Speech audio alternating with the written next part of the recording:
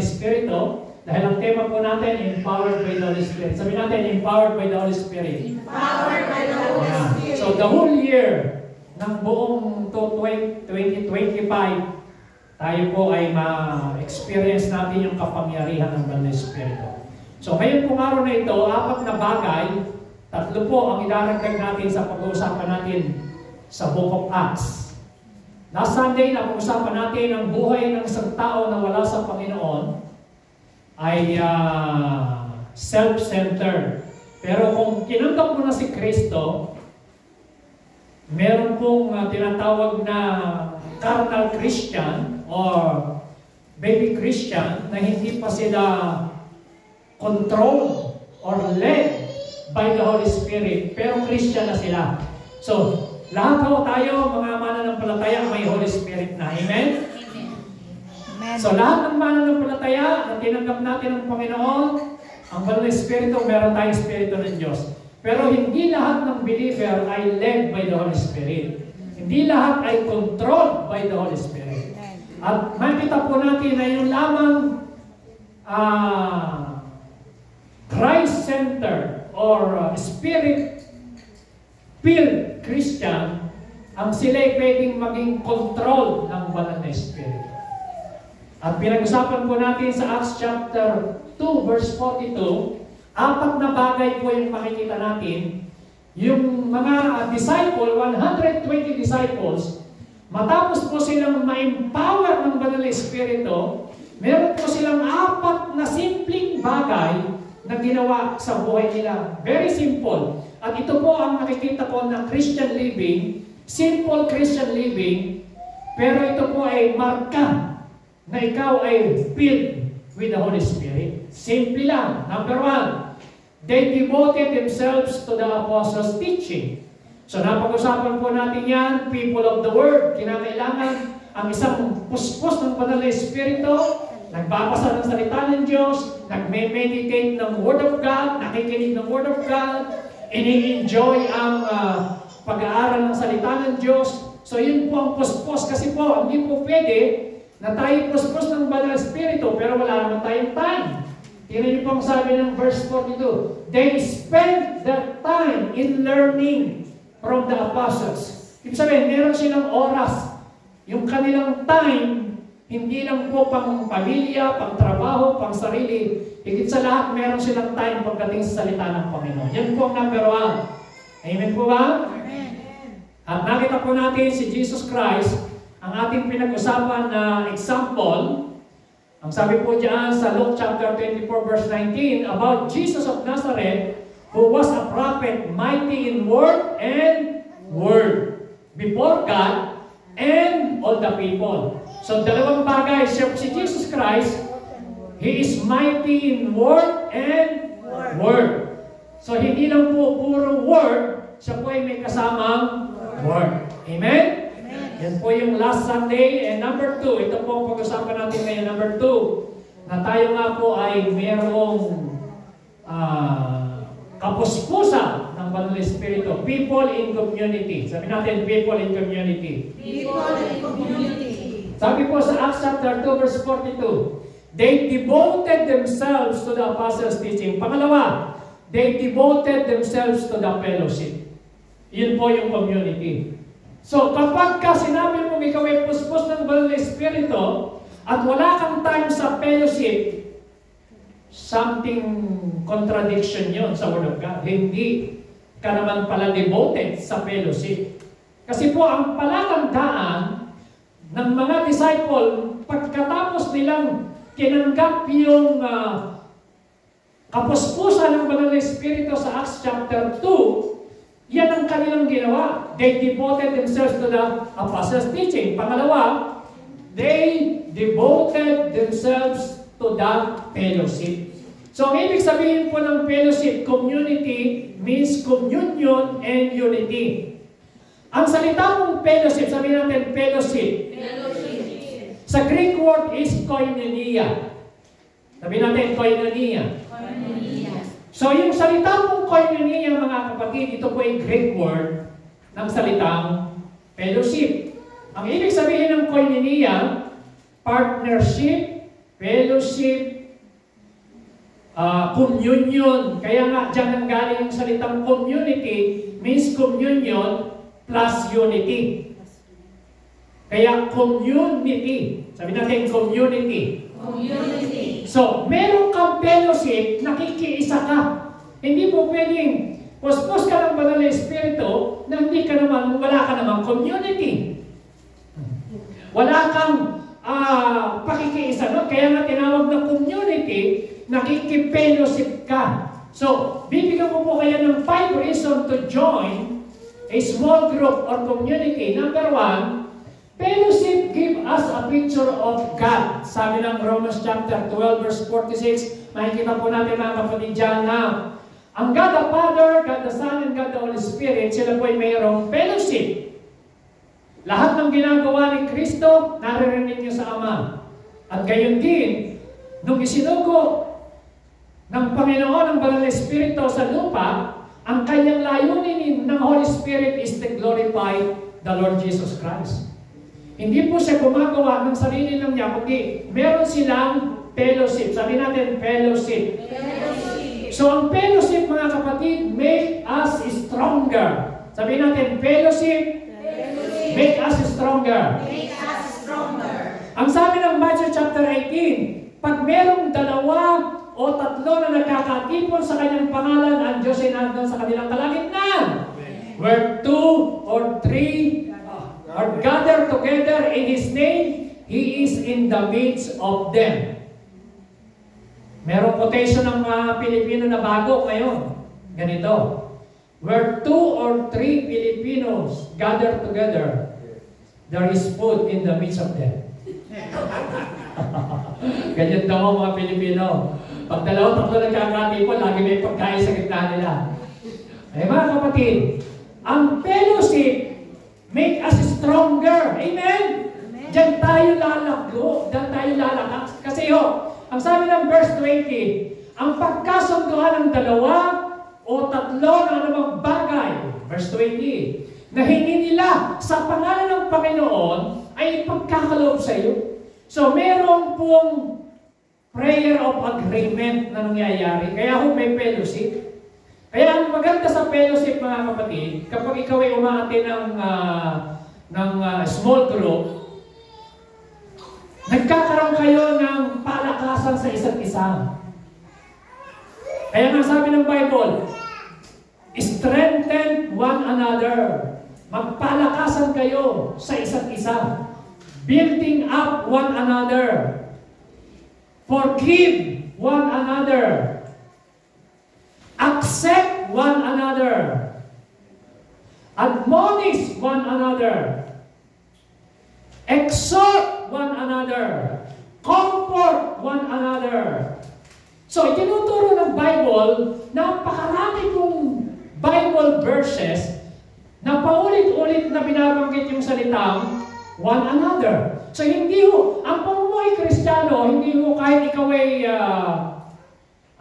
nag-aral, matalino, mahusay, magaling, anointed, tapos di ka naman nakikipellowship, sabihin mo, dito na lang ako sa bahay, manonood na lang ako ng TV. Hindi mo masama. Kaya lang, hindi mo ginagawa yung utos ng Panginoon kasi sinasabi ng Hebrews chapter 10, verse 24 and 25, huwag niyong pababayaan ang pagdalo sa fellowship. Ibig sabihin, nagdidisobey ka, utos yun ng Panginoon. Amen ba? Amen. Utos yun eh.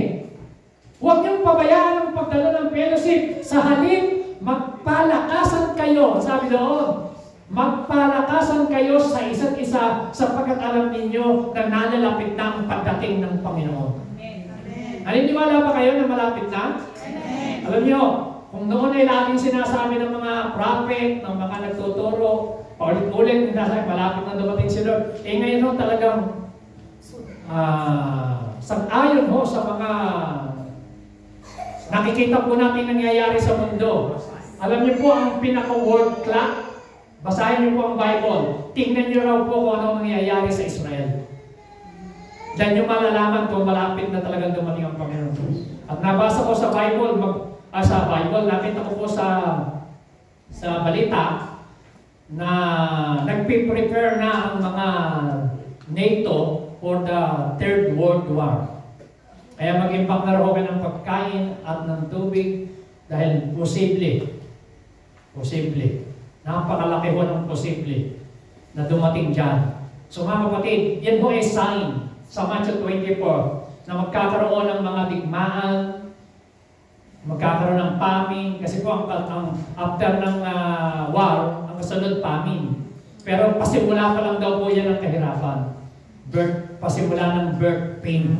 Hindi pa rin yan yung end.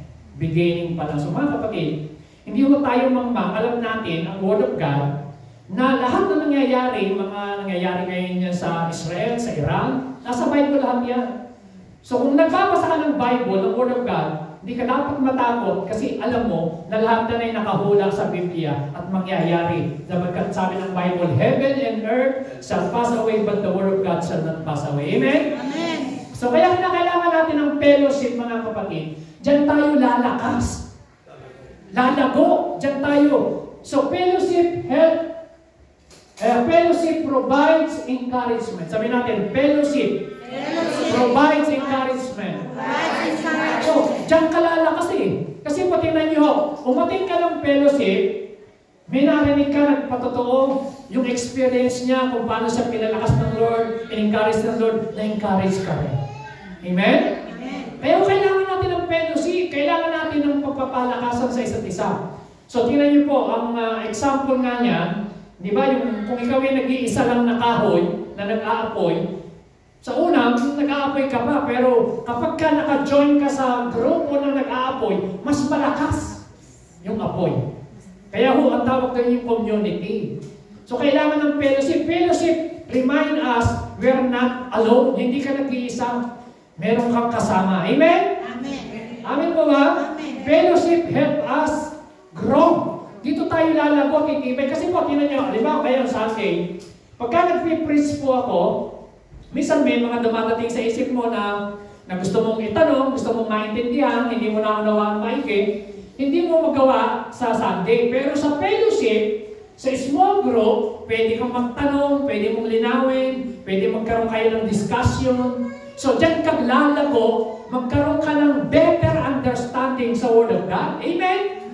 Kaya napakahalaga ang fellowship na kailangan mag-join ka sa small group. Kailangan mag-join ka, kung ikaw ay may mga tatay, mag-join ka talaga sa men's group. Mga young adult, mag-join ka, mga nanay. So hindi mo pwede, kaya tayo sa church, ang vision natin, discipleship through small group. Kasi dyan ho natin ginagawa yung discipleship. Ang sabi ng Panginoon, go and make disciples. Go and make disciples. So paano tayo maging disciple? Kailangan umating ka ng mga discipleship group. Amen? Amen. Amen. Number 3. Paano nga ang palatandaan? People in communion. The Lord's Supper. Very simple. Ginagawa po natin ito. Tingnan niyo po ang sabi ng Word of God. Balikan natin, Acts 2:42. Sabay-sabay po natin basahin. They were continually devoting themselves to the apostles' teaching, number 1. 2, to the fellowship. Number 3, to the breaking of bread. Sabi natin, breaking of bread. So ano po yun? Communion. Ginagawa natin yan every first Sunday of the month. Alam nyo, huwag ninyong palagpasin, especially pag communion, umatin talaga kayo kasi ito po ay utos ng Diyos at pagsunod sa Panginoon at kailangan natin gawin. Bibigyan ko po kayo ng reason bakit kinakailangan gawin yan. Sabi ng 1 Corinthians 11:24-25, ano sabi? And when He had given thanks, ang Panginoon, He broke it and said, this is my body which is for you. Do this in remembrance of me. Di po ba, binabanggit natin yan pag tayo nag-Lord's Supper? Verse 25. In the same way also, He took the cup after supper, saying, this cup is the new covenant in my blood. Do this as often as you drink it in remembrance of me. So, hindi lang po natin ito ginagawa bilang ritual. Meron po itong 6 na reason bakit tayo nag-Lord's Supper. Number 1, 6 purposes for the Lord's Supper. Bakit ba tayo nag-breaking of the bread every first Sunday of the month. Ngayon, alam niyo po, yung iba, weekly, ginagawa nila yan. So, depende po sa programa ng church. Tayo po, kailan ang ating Lord's Supper? Every, what? So, tandaan niyo po, every first Sunday of the month, kailangan tayo po ay umatin yan. Bakit to? Itong dahilan. Mamaya, biblical. Basahin niyo po ang inyong Bible, yung binasa natin. So, number 1, to obey Christ. Sabi ng Panginoon, do this. Sabi niyo po, do this. Do this. O, gawin niyo ito. Ngayon, kung hindi mo yan ginagawa, nagdi-disobey ka. You're disobeying the Lord. Amen? Dahil sabi ng Panginoon, do this. Gawin niyo ito. Hanggang sa ako'y dumating. Alalahanin niyo. So, number 1 reason sa 1 Corinthians 11:24-25 is to obey Christ. Alam po natin, lahat ng sumusunod, blessing belongs to the obedient. Amen? Amen.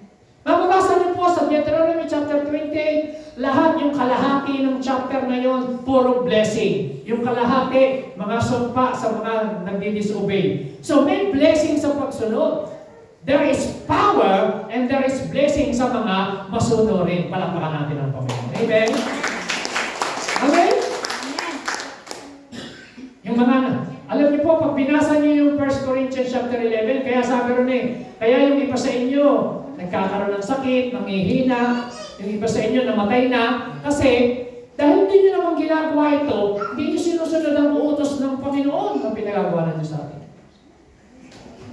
Alam niyo ba na maraming mga Kristiyano o mga tao na true Lord's Supper, gumagaling sila? Hindi mo sila inililihans.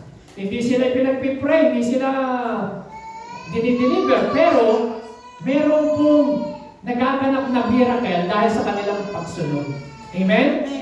Pangalawa, to remember Christ. Ano sabi ng Panginoon? Pag ginagawa niyo ito, this is my body is for you. Do this in remembrance of me. Amen ba?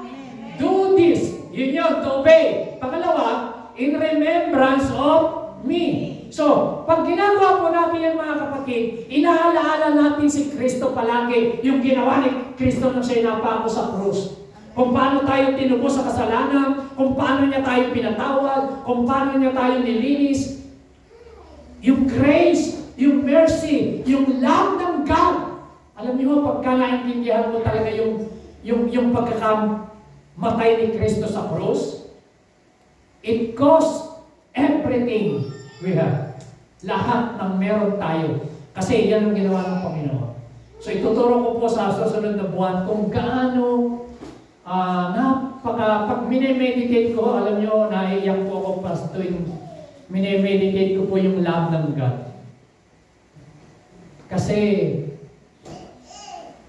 yung grace maintindihan mo yung grace ng Panginoon sa yung mercy niya. Na kahit kumisan tayo po nagkukulang, pero the love of God, it leads us to repentance. Yung pagmamahal ng Panginoon. Amen? Amen.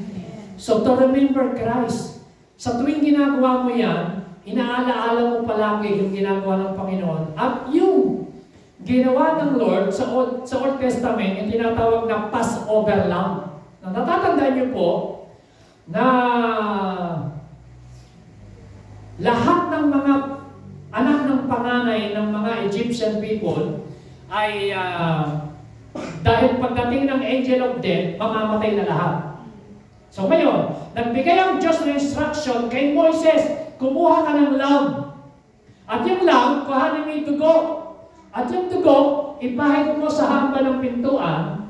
At yung karne, kainin ninyo at gamitin ninyo habang kayo naglalakbay. Naglakbay sila for 40 years, hindi sila nagkasakit. Yung kanilang mga sapatos hindi nasira, yung kanilang mga damit hindi nasira. So meron silang supernatural healing, supernatural protection, supernatural provision ng Panginoon. Dahil sa pagkain nila ng lamb at saka yung pong ipinahid na dugo ng tupa sa hamba ng pintuan, Yun pong angel of death, nung dumating, nag-Passover, nilalagpasan. So yun yung tinatawag na Passover lamb. Sabi niyo, Passover lamb. Passover lamb. So yung dugo na yun, yung blood, mga kapatid, ay simbolo ng dugo ni Kristo. Amen? Ang ibig sabihin nito, to proclaim Christ's death, pag ikaw ay nagko-communion, ipinoproklama mo, inaalaala mo na si Kristo ay namatay para sa iyo. Si Kristo ay tinubos tayo. Ang ibig sabihin ng salitang redeem sa Greek word is to buy back. Tayo po ay tinubos ni Kristo, ibinalik niya tayo, na tayo po ay, kumbaga nasa isang sanlaan, nakasanla tayo ang ating kaluluwa kay Satanas. Yung buhay ni Kristo, yung kanyang precious blood, yung kanyang katawan, yung kanyang hininga, yung kanyang buong buhay, ang ipinangbayad niya para lang sa katubusan ng ating mga kaluluwa. Ganun tayo, minahal ng Panginoon. Amen? Amen.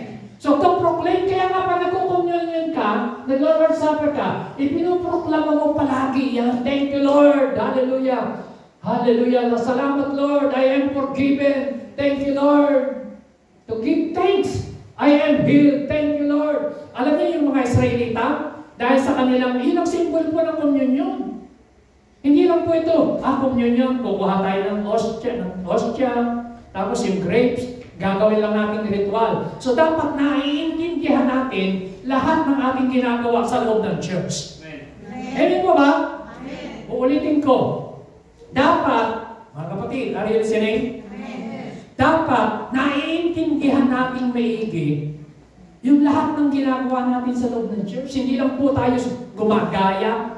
Ito po ay nasa salita ng Panginoon. Amen? At isang attitude ng Kristiyano na puspos ng banal na Espiritu, people of the Word. Pangalawa, people in community. May fellowship. And number 3, umaatin ng communion. Baka naman ting communion na lang kayong matay. Tapos yung first, ang pinakikita ko lang, napakahalaga ang communion, Lord's Supper. Palakpan natin ang Panginoon. Amen? Amen po ba? At ano pa ang sabi ng Bible? To look forward to Christ's return. Basahin niyo po ano sabi ng Bible. Kaya lakas niyo po. For as often as you eat this bread and drink the cup, you proclaim the Lord's death until He comes. Hanggang sa kanyang pagbabalik. So, to look forward to Christ's return. Kasi, aware ka, ang mga nakakasaksi ng pagbabalik ng Panginoon ay yung mga aware. Hindi yung sabihin tayo Christian, kaya nga sinasabi ng Bible watch and pray. Pray and watch. Kasi nananalangin ka, gising ka, nagbabantay ka. Parang yung, di ba, alam niyo yung parable ng 5 matalino, 5 mangmang sa Bible, yung pong 10 dalaga. Hinihintay nila yung pagbabalik ng Diyos, yung 5 mangmang nakatulog. Tapos yung 5 matalino, gising. Nung dumating yung kasintahang lalaki, yung 5 mangmang, walang langis, tulog. Yung 5 matalino, may reservang langis, gising. So pinakikita, pagbabalik ng Panginoon, 50% lang ang nakakasama. Sino gustong sumama sa 50% taas ang pamahay? Amen ba? Yes! 50 lang eh. Di ba sabi ng Bible? Kapag dapating yun, pagka mayroong 2 gumikiling, isang mawawala, at isang may iwan. 50% na naman. Kalahati. Kaya sa church, hindi ibig sabihin nila lahat ng pumupunta sa church ay sigurado na. Yes, saved tayo, pero kailangan na yung magpatuloy tayo. Kaya nga, yung number 6, kaya tayo nagko-communion, ang sabi ron, to examine yourselves. Diba? Sabi ng Bible, tingnan nyo ho. 1 Corinthians 11:28, kayo mamasa. A man ought to examine himself before he eats of the bread and drink of the cup. So, pag-aralin mo rin ang sarili mo bago ka raw tumanggap at uminom. Ibig sabihin, tingnan mo rin ang sarili mo, pag-aralan mo, hindi ang ina-examine natin yung ating kapwa. Examine yourself, not your neighbors, not your brothers and sisters. Amen? Amen. Sabi ng Bible, examine yourself if you are in the faith. Tingnan mo, pag-aralan mo, yung sarili mo. Hindi ang tinitin, ba't siya ganun? Ba't siya ganun? Ang ini-examine, yung sarili. Amen. Be strict to yourself, not to others. Amen? Amen. Maging stricto tayo sa sarili natin, hindi sa iba. Amen ba? Amen. O kasi pag tumingin tayo sa iba, may makikita ka. Pero karaniwan ng tumitingin sa iba, hindi nakikita yung sarili. Yeah. Amen. Parang yabang. Yung mga mapapride, nakikita iba, yung sarili niyong pride, hindi nakikita. Ganyan yun. Siya na lang pala ang may nakakaalam. Lahat alam na. So, mga kapatid, ang dahilan, number 6, to examine yourself. So, kaya tuwing tayo nagkukommunyon, mga kapatid, di po ba, nasabi natin, sige po, tayong dali ay yung muko, manahimik, and magkaroon po tayo ng soul searching, panalangin. So, kasi gusto ni Lord na tayo manatiling malinis sa ating konsensya, mag-forgive kung kailangan lang mag-forgive. Amen? Amen? And number 4, people given to prayer. Tingnan nyo, balik tayo sa Acts chapter 2, verse 42. They devoted themselves to the apostles' teaching, number 1. Number 2, devoted themselves to the fellowship. Number 3, devoted themselves to the breaking of bread, communion, Lord's Supper. And number 4, devoted themselves to the prayer. Prayer. Ang church po ngayon, ito na ang usapan, popularity, personality, and prosperity. So kapag ang church ay nagpa-prosper, parang masaya, maayos, masikla, mga tao ay pinagpapala, personalidad, kung sino yung yung pahusayan, pagalingan, and popularity. So mga kapatid, yan po yung church ngayon sa panahon. Pero ang importante po, ang church, sabi ng Bible, my house shall be called a house of prayer. Hindi sinabing, my house shall be called a house of popularity. Hindi sinabing, my house shall be called a house of personality. Ang sabi ng Bible, my house shall be called a house of what? Prayer. Ang house ng Panginoon tayo. We are the house of God. We are the temple of the Holy Spirit.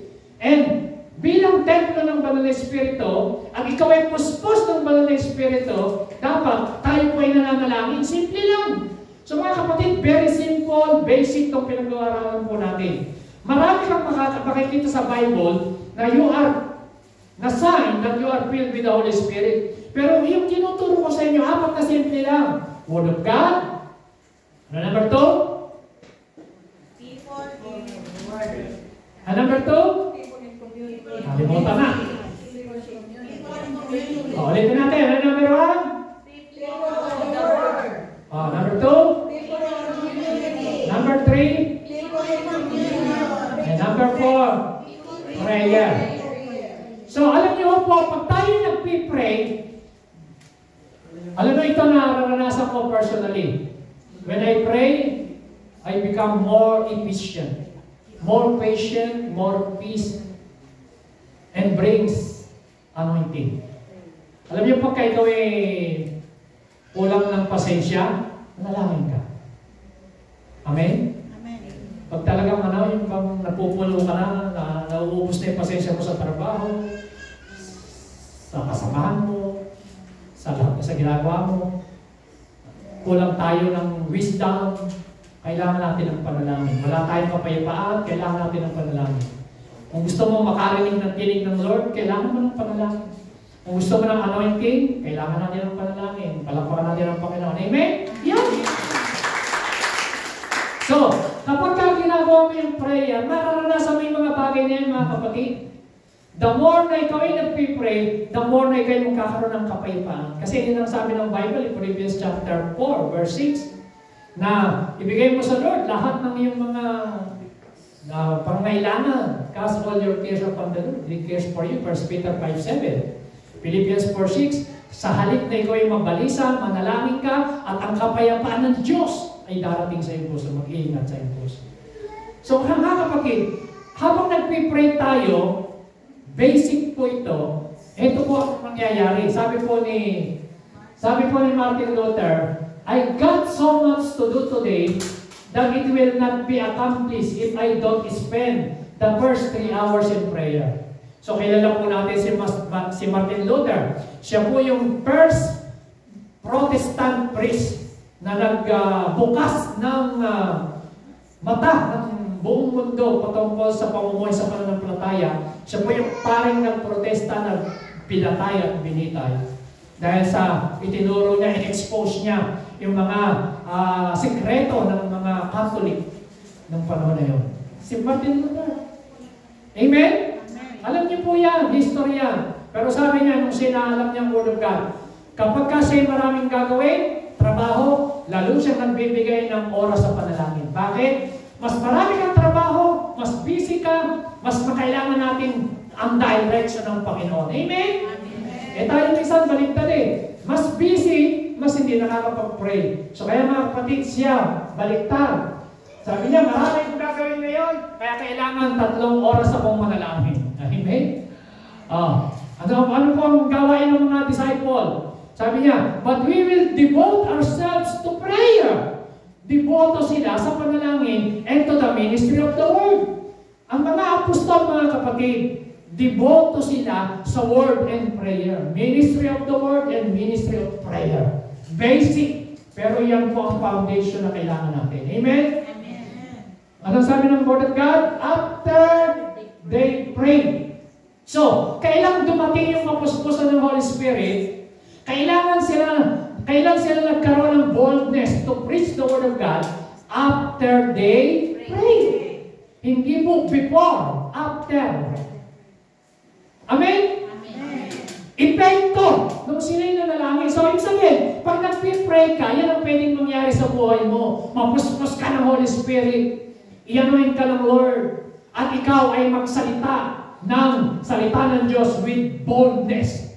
May katapangan. Kaya nga ang mga disciple, hindi mo sila po ay mga unschooled, sabi ng Bible, ordinary people, mga mangingisda, sila Pedro, Juan, Andres, mga simpleng tao, sila Stephen, pero sabi ng mga Pharisees at mga matatalinong tao, sabi nila, itong mga tao na ito, ang school, pero hindi tayo pwedeng manalo sa kanilang karunungan dahil sila ay ang Panginoon ay sumasa kanila. Amen? Ang sikreto nila, yung presensya ng Diyos, nagpipray po sila. Mga kapatid, 5 reasons to pray. Number 1, bakit ka kailangan manalangin? Basic. Number 1, prayer is how we develop a relationship with God. Kasi po, pag nagpipray ka, hindi ka lang para humingi. Amin mo ba? Amen ba? Ang prayer, mga kapatid, ito po ang wrong concept ng mga Kristiyano. Ang akala nila, nagpipray ka para ka lang humingi. Mali po yun. Ang tamang reason, kaya ka nagpipray, number 1, is to develop your personal relationship with God. Amen? Amen. Relationship. Kaya nga, prayer is a relationship, building relationship. So, hindi mo masamang humingi. Kaya lang, kapag yun po ang motivation ng ating panalangin, at halimbawa, hindi mo nakuha ang iyong hinihingi, mag-disappoint ka, mag-discourage ka, hindi ka na mag-pray. Amen? Amen ba? Amen. Lord, siya lang naman talagang hinihingi ko, ba't hindi mo pa ibinigay? Wala na akong makikita ang kamukha niyang makapalang kilay.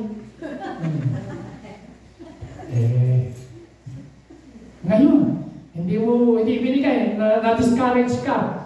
Hindi mo alam, mayroong the best ang Diyos para sa iyo. Amen? Amen. So, tandaan nyo, hindi ibig sabihin ng pananahimik ng Diyos, ayaw.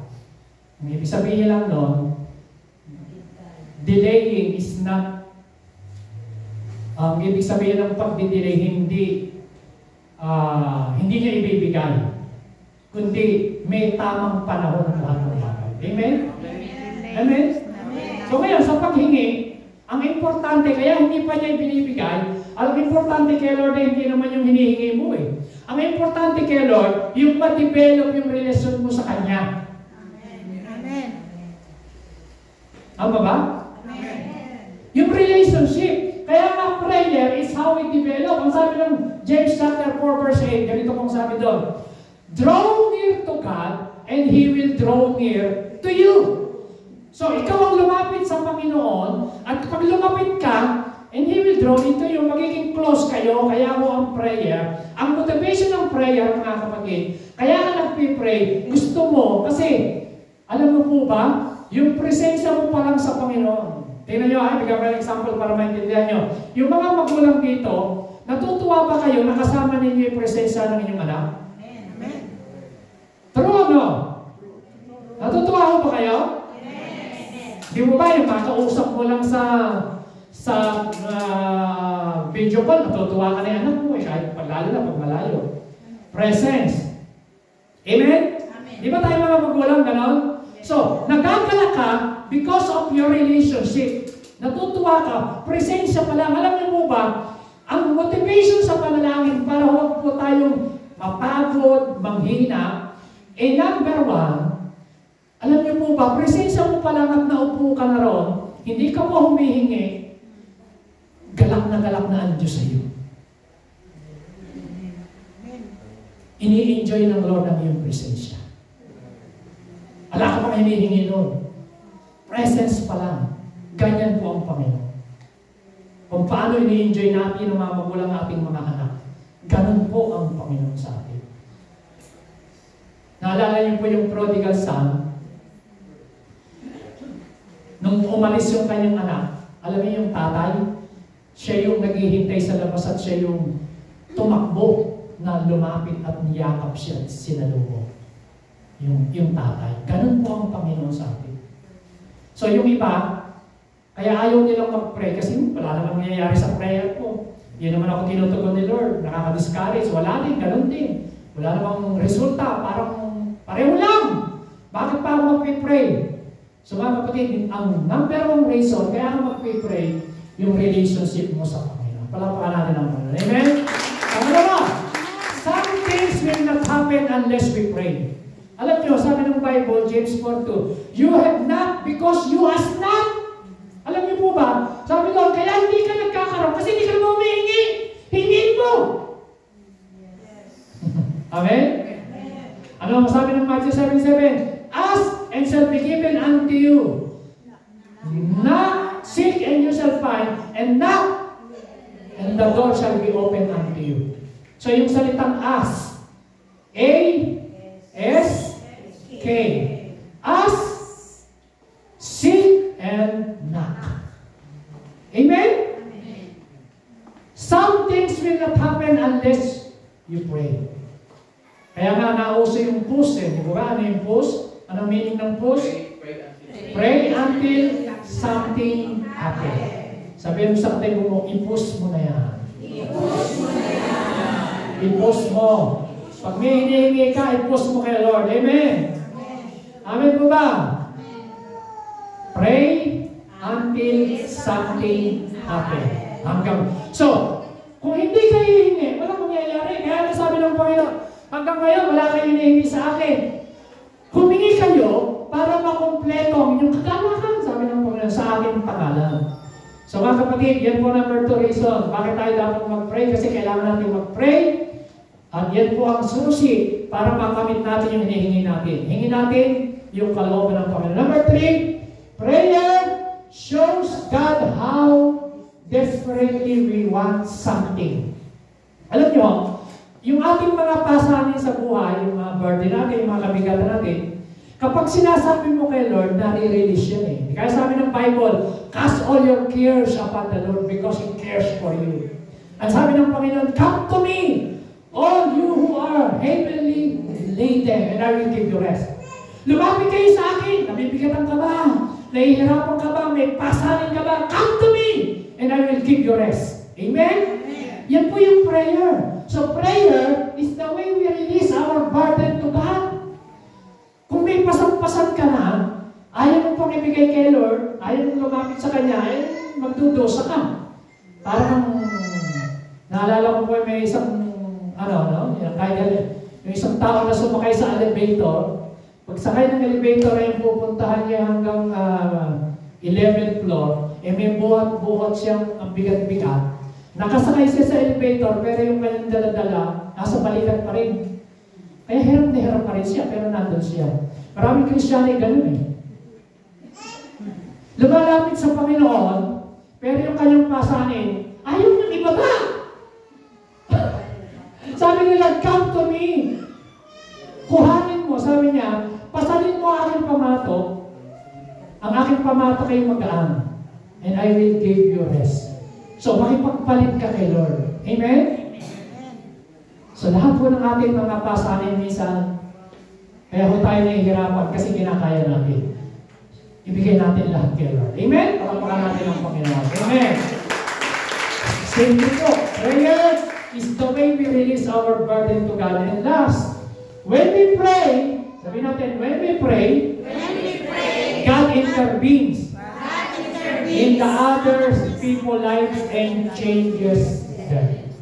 Alam niyo po ba, ang panalangin ay napakabisa. Bakit ito naging mabisa? Kasi kahit nandito ko sa Spain, parang missiles ang prayer. Yung nasa Pilipinas, pwedeng maapektuhan ng iyong panalangin. Kahit nasa Amerika, kahit iba't ibang panig ng bansa, kahit nandito ko sa Spain, sa kwarto mo, yung prayer mo, may ginagawa ang Panginoon, nag-i-intervene ang Diyos. Kasi, pag nag-pray ka, inuutusan ng Diyos mismo ang kanyang mga anghel. Sabihin ng Panginoon, ipinag-pray ng anak ko, si Aladdin. Sabihin ng Diyos sa angel, dalhin mo yan sa, ano yung lugar niyo? Sa Cardona. Sa Cardona. Inuutusan ng Diyos yung angel. Pagbalik ng angel, dala-dala ang blessing. Amen. Naalala niyo po nung si Daniel, nag-pray siya 21 days. Sabi ng Panginoon sa kanya, unang araw pa lang, dinilig ko na yung panalangin mo eh. Kaya lang, hinahadlangan ng Prince of Persia. Kaya inabot po siya ng 21 days na mag-fasting and prayer. Hinadlangan kasi. So kaya mga kapatid, kaya tayo nag-pray, tuloy-tuloy, hanggat wala pa. Kasi minsan may mga sagabal, may mga hadlang. So kaya parang mahawi lahat yan, tuloy-tuloy pa lang prayer mo. Sige, warfare, prayer, warfare. Hanggang sa mapawi ang lahat ng hadlang. At alam niyo, doon mag-i-intervene ang Panginoon. Example po, tinan niyo po sa Book of Acts. Nakulong si Pedro. Acts chapter 12. Verse 4, sabi ron, and the church was earnestly praying to God for Peter. Manigas na nalangin ng church. Ano nangyari? Inutusan ng Diyos yung angel, yung kanyang paang nakakadena, kamay, yung pinto ang bakal, 16 ang gwardya. Tinanggal ng anghel yung kadena, binuksan yung pinto ang bakal. Yung mga gwardya 16 hindi sa nakita. Tatlong pang pintuan yun. Nasa dungeon pa siya. Paano nangyari yan? Through prayer. Pag nag-pray ka, nag-i-intervene ang Panginoon. Kaya, when we pray, sabi natin, when we pray, God intervenes. So, kapag meron kang gustong ipanalangin mo lang na ipanalangin, magugulat ka sa araw, nakikialam, mag-i-intervene ang Panginoon sa buhay niya. Amen. Magugulat ka, born again na pala yung pinag-pray mo. Amen? Amen. Alala ko po si Sasha. Si Sasha po wala dito. Nakausap ko nung minsan, sabi niya, Pastor, naalala ko nung nag-preach ka, sabi niya, lahat pala ng bagay talaga pwedeng ipag-pray. Kasi, bakit ka mo? May patotoo ka ba? Meron po eh. Kasi nung narinig ko yun na lahat ng bagay, tapos sinabi niyo, pati raw mga pimples, pwedeng ipag-pray. Pinag-pray ko yung pimples ko, Pastor, kuminis yung mukha ko eh. Tapos sabi niya, Pastor, kala ko imposible na akong pumayak. Pinag-pray daw niya talaga yun. Pinag-pray niya. Sabi, nakita niyo naman ang evidence ang pumayak talaga. Wala ka ba akong ininom na papabayat? Wala, Pastor. Disiplina lang at saka talagang panalangin. Sakripisyo. Pumayak. Amen? Pero sabi niya, Pastor, ito ang hindi ako makapaniwalang buo ng panalangin. Ano yun? Sabi ko sa kanya. Pag-usap ko eh. Alam mo, hindi ko alam na mangyayari talaga pala. Imposible. Pero nangyari. Ano yung kako? Yung mga pamilya ko sa Pangasinan. Pinag-pray ko lang yun. Hindi ko alam kung paano mo ako born again. Nagkaroon ng church ng darak sa Pangasinan na born again sila. Amen! Talagang yun eh. Sabi niya, Pastor, hindi ko malaman, wala akong maisip na kung paano paraan. Pero nagkaroon. Pero pinag-pray ko rin. So, totohanan nga naman yung mga pamilya nila o tumanggap kayo. Bakit yung bunga ng prayer? Kaya mga kapatid, ito po ang gusto ko sabihin sa inyo. Pag wala kang pera, mag-pray ka. Pag may pera, mag-pray ka. Pag may sakit, mag-pray ka. Pag walang sakit, may pray ka. Pag walang tagumpay, mag-pray ka. Pag nagtatanong ka, mag-pray ka. Ang sabi ng Bible, mga kapatid, but the end of all things is at hand, therefore, be serious and watchful in your prayer. Amen. Seryosohin natin. Kayo pumasa. Lakas niyo po yan. Everybody, read loud. Pray at all times, on every occasion, in every season, in the Spirit, with all manner of prayer and entreaty. To that end, keep alert and watch with strong purpose and perseverance, interceding in behalf of all saints, God's concentrated people. Yan ang sabi ng Bible. Sabi nyo, pray at all times. Sabi nyo, pray at all times. Sa mga kapatid, ano man ang panahon mo, on every occasion, pag may birthday, mag-pray ka. May anniversary, mag-pray ka. Kung biyahe ka ng Pilipinas, mag-pray ka. Uuwi ka ng Spain, mag-pray ka. Sasakay ka ng kotse, sasakay ka ng aeroplano. Kahit ano gagawin mo, on every occasion na meron ka, in every season, lahat ng panahon, winter, spring, in every season, meron, wala, malungkot, masaya, ano man ang sitwasyon na nangyayari sa buhay mga kapatid, isang bagay lang ang dapat mong gawin, manalangin, tayo manalangin. May sakit, wala, mahina, malakas, malungkot, masaya, in every season, at all time. Ang sabi ng Bible, pray at all times, sa lahat ng panahon. Whether you are happy or lonely, pray at all times. Sabi mo, pray at all times. Pray at all times. Pray on every occasion. Pray in every season. Yes! Yan ang sinasabi ng Bible. So, hindi ka lang mag-pray kasi may kailangan ka ngayon. Hindi ka lang mag-pray kasi meron kang dapat na hinahabol na problema. Hindi yun! May problema, wala. May solusyon na ang problema mo, nasolusyon na. Ano man ang sitwasyon, ano man ang kalagayan mo, kapatid, dapat tayo ay manalangin. Tayo lahat ito. Amen? At sabi